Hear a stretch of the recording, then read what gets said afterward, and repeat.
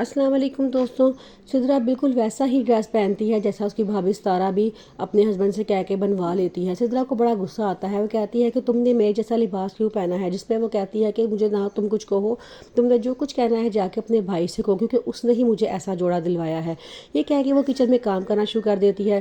सिद्रा का हस्बैंड आता है, वो समझता है कि शायद सिद्रा वहाँ खड़ी है, वो उसका हाथ पकड़ लेता है। तो एकदम जब वो सितारा उधर मुँह करती है तो वो परेशान रह जाता है। कहता है कि ओहो, आपने बिल्कुल सिरा जैसा लिबास पहना है, मैं समझा शायद सिदरा खड़ी है। तो वो आगे से कहती है कि आपकी बेगम जैसा लिबास पहने पे मुझे आपसे माफ़ी मांगनी चाहिए। सितारा चूंकि अच्छे किरदार की लड़की नहीं होती, अब वो सिद्रा के हस्बैंड पे डोरे डालने की कोशिश कर रही होती, क्योंकि वो जानती है कि उसका हस्बैंड बूढ़ा हो चुका है और उसको जवान लड़कों में अब अट्रैक्शन नज़र आना शुरू हो जाती है।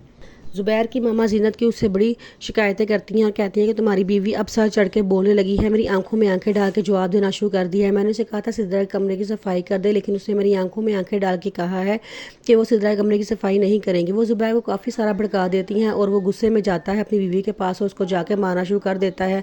वो उसका हाथ पकड़ के उसे दरवाजे तक घसीट के ले जाता है और कहता है कि अगर तुम इस घर के काम नहीं ना करने तुम इस घर से निकल जाओ।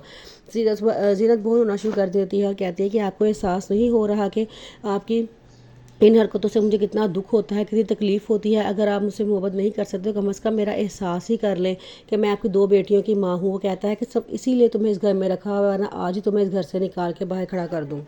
फिर जीनत रोती हुई बाहर आती है और ज़ुबैर से कहना शुरू कर देती है कि आपको पता है कि मैं भी आपकी बीवी हूँ, मेरे पे भी कुछ हकूक़ हैं आपके। वो कहता है कि तुम अपनी फ़िक्र करो, मैं अपना मुकदमा बड़े अच्छे तरीके से लड़ लूँगा, तुम अपनी फ़िक्र करो, तुम नाफरमान बीवी हो, तुमने कभी मेरा दिल जीता ही नहीं है, ना ही जीतने की कोशिश की है।